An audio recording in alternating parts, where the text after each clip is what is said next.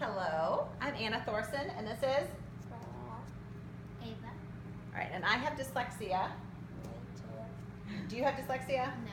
You don't have dyslexia. So when I'll share my story with you, Sini. When I was 27 years old, this is before I had these two girls, I really was struggling. I had gone to law school, and I was trying to practice law, and I was really failing. I was doing very badly at it.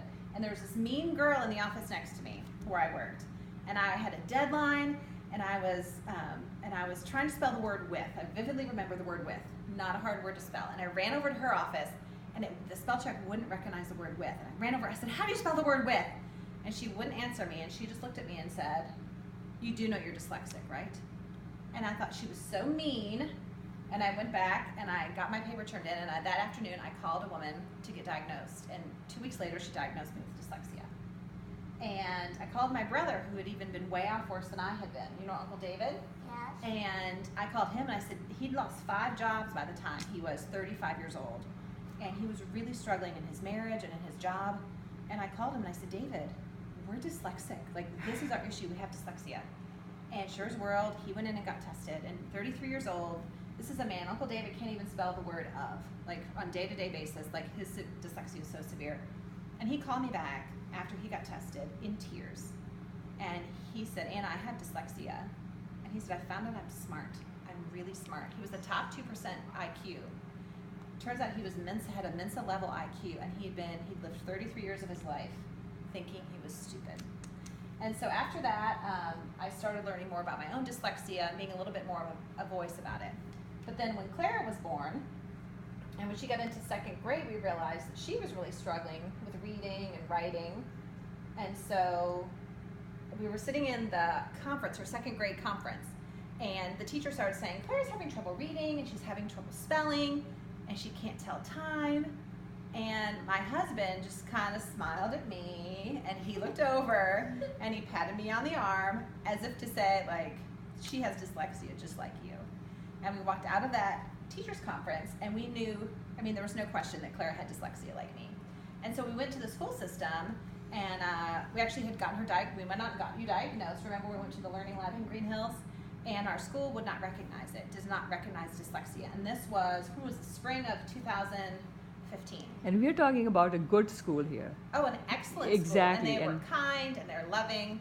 And still they refused. They refused. They said, "We don't use the word dyslexia in the state of Tennessee." Well, I'm a lawyer, and I know what it was like to be What? In the state of Tennessee, we don't use this word? Yes, that's what I was told. We don't use the word dyslexia. And so I sat across from our school counselor, who is a lovely, caring woman, and she said that to me, and I looked at her, and this was January of 2015, and I said, "You know that's not right? Please tell me you know that's not true, because the federal law uses the word dyslexia, so the state laws have to use dyslexia." Well, she kind of, I don't know, so she didn't know what to do. So after that, I realized that it was going to be a battle. Well, we show up to your S-team meeting, which is the first meeting you have when you want to go on and try to get an IEP for your kid. And so we had kind of been vocal enough that when we showed up to our meeting, the lawyer for Metro Schools was there and was present. And so it was very contentious. And I knew everyone in that room loved Clara and really wanted to do the right thing. That was never a question for me. But they just were refusing to say and to recognize that she had dyslexia. And we had this battle, and actually there was this letter that the federal government had published in 2013, I think, that said very clearly that schools have to do the certain, it's kind of complicated, but do the certain thing for kids with dyslexia. And in the middle of our meeting, the lawyer said, "Well, the school doesn't have to do that." And I took the letter, and I said, "You're lying. You know they have to do this." And I handed the letter to her, and her whole tone changed. And she said, all of a sudden she sat up and she said, "Yes, I'm familiar with that letter. And I've called And she knew? Yeah. Oh my God. And she's like, "I called the state of Tennessee, the Department of Education, about that letter. And they said we don't follow it." And so my husband and I were taping, because we're lawyers, we taped the whole meeting. And I said, "So you're telling us that the state of Tennessee has chosen not to follow the federal guidance?" And so that night, I went home. I was so furious. And I could tell the people in our room at our school felt like their hands were tied by the state. So it was not our school that was having this issue. It very much was the higher ups, the powers that be. No, I mentioned that that's a good school because you PTO, Yeah. like PTO president, Yeah. and you are talking about something, and they are educated. It's not like coming from Pakistan that you're talking about Right, something right, that they absolutely. say, oh, what are you talking about? Right. We are talking about educated people. Right. And a Who good are neighborhood teachers. where our families are really established, so Yes, they have absolutely. time to read about things and so whatnot. And they're teachers. And they are teachers. So we actually, on this letter from the federal government, there's this woman's phone number who's the head of the Office of Special Education Programs in Washington, D.C. Her name is Ruth Ryder. And it says on the letter, call Ruth Ryder and the number. So I got home, and this was now March of 2015, and I called the number, and she answered. It was her voicemail, which I was surprised, because the government changes. So I called her up and I said, hey, Ruth Ryder, my name's Anna Thorson.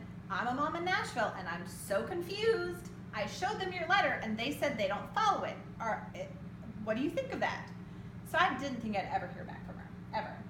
And the next morning at 9 a.m., so it had been, hardly, I called her at like 4 o'clock that afternoon. The next morning at 9 a.m., I had a phone call from her. And she said, well, they can't do that. And so they actually launched an investigation of the whole state of Tennessee and the way they were doing their special education. And so our battle continued until the end of last school year. And there was a Thursday when the federal government was having a phone call with the state of Tennessee to tell them that what they were doing was illegal. Funny enough, we got a call on Friday saying that, of course, Clara could have an IEP for her Wow. dyslexia. We'd be happy to get that written. Oh, wow. And so, sure as the world, after I had to go to the federal government, they got this IEP for Clara. And through that whole process, we met some really amazing people in metro schools. And she's made some really beautiful connections with some of those teachers and educators in metro schools. So you changed the whole Tennessee. You So you a little made this bit. change, yes. A little piece. We all do our piece of the change.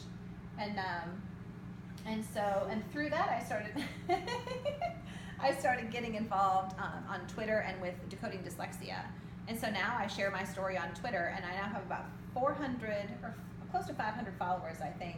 And it's just little bits of shining the light on what life with dyslexia is.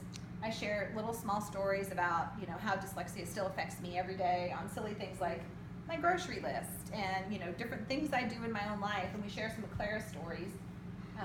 And then I share articles and things like that. And so when it came down to it, I'd made connections with some of the legislators who do the Decoding Dyslexia and this new dyslexia law. And so now, through that process, I met this really neat man named J.C. Bowman, who's the head of one of the teachers, it's not a union, but one of the teacher unions kind of things. And he said, I'm looking, now that we've done dyslexia, I'm looking for the next thing. And so through AVA, we have learned a lot about the deaf community. And so then I've shared with him that they need some changes in the deaf Just a community. second, Ava, how do you know so much about deaf community? My best Find it. friend is deaf, Uh, and I have learned it through seeing the interpreters every day in the cool. classroom. You are like your mom, like this. And so I now got this, and so Ava also has inspired that story. Her and her friend have inspired that story. And so now I've passed that there needs to be some legislative changes on to this gentleman as well. So maybe we can make some changes for Ava in the deaf community as I'm well. so proud that I have, we just started, you started as a client, and now I have learned so much about you and what you are doing. It's so Well, it's impressive. important because, interestingly enough, there's 1 in 5 of all people have dyslexia. So it's 1 in 5 Wow. of all people. Because it's just a neurobiological difference that happens in your brain that some of us are just wired a little bit differently, and that we really have trouble getting those basic sounds of language. And a lot of people think that dyslexia actually affects just reading, or Clara, do you read backwards and upside down? No. That's what people think. But actually, it affects a lot of stuff. It affects reading, it affects writing, it can affect speaking. A lot of people, it's all about our ability to recognize and Can it process affect words. relationships? Can it It can affect? affect social. It can have some social, emotional. You're reading out loud. It's really hard to read out loud. It also affects things like telling time, knowing the difference between your right and your left, remembering sequences of numbers. So, for example, if you say, give me your phone number, and someone says, my phone number is 615-297, the ability to remember that and process it and hold that information in can be really, really difficult. So there's all these. You worked on memory my phone number. That's been really good. And locker numbers. Locker combinations, especially things that are directional, having to remember a number and a direction I at think the I same time. definitely have some dyslexia. Well, and it Definitely. occurs on a spectrum. So some people can have mild dyslexia, and some people also can have severe dyslexia. And the other interesting thing about it is it really depends on, it's supposed to be an unexpected difficulty learning. So it's something that you wouldn't look at someone and say, oh, that person probably has dyslexia because they're so low in so many of their intellectual function. That's not how it is. Typically, people with dyslexia have average to above average intelligence. So you have someone who's functioning very high. Would you tell me some names? Like name that they changed the whole word and they had dyslexia. Let's see if I can remember some. Let's see. I think Steven Spielberg, Richard Branson, who runs the whole Virgin Mobile airline. His headmaster. What's the famous story? His headmaster told him, "You will either be a millionaire or go to prison," which I think is neat. I think Michelangelo, Cher. I mean, there's just so many of them. And the other interesting thing is that, see if I can remember my statistics. There are 60 to 70% of kids who are in juvenile detention and people who are in prison have dyslexia or learning disabilities. Okay. And so there's one really neat actor called Amir Barak, I think is his name. He just testified in Washington, D.C. in the last 3 or 4 months. He was a youth. He was always told he was stupid because he couldn't read, he couldn't write. And he grew up poor and black in a bad neighborhood, and he ended up going to prison. When he realized he was in prison, he realized he had dyslexia. And so now he has come out of prison. He's now an actor, he's a model, and he's a dyslexia advocate. And especially for our kids who are poor and black from bad neighborhoods, they're not getting identified. Mm-hmm. And if you can't read by the time you're in 3rd grade, do you know that when you're in they look at 3rd grade reading scores to determine how many beds they'll need in prison. What? Yeah, that's how, like, your prison corporations, if they want to see how many beds they're going to need in 2020 or whatever, they will go back and look at the reading scores of 3rd grade to determine that. But they won't do anything about it. No, because they're a prison corporation. They know that kids who cannot read by 3rd grade, the statistics of them going to prison is huge. And that's why you're going to read, you're not going to prison. Unless you get in big trouble.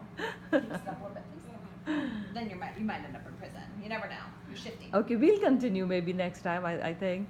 But it's such a lot of information. Thank you so much. I'm going to do actually a parents' university at Metro Schools on August 13th. I should probably Okay. work on putting that together Cool. tomorrow. Thank you so much. Well, thank you. I'll talk about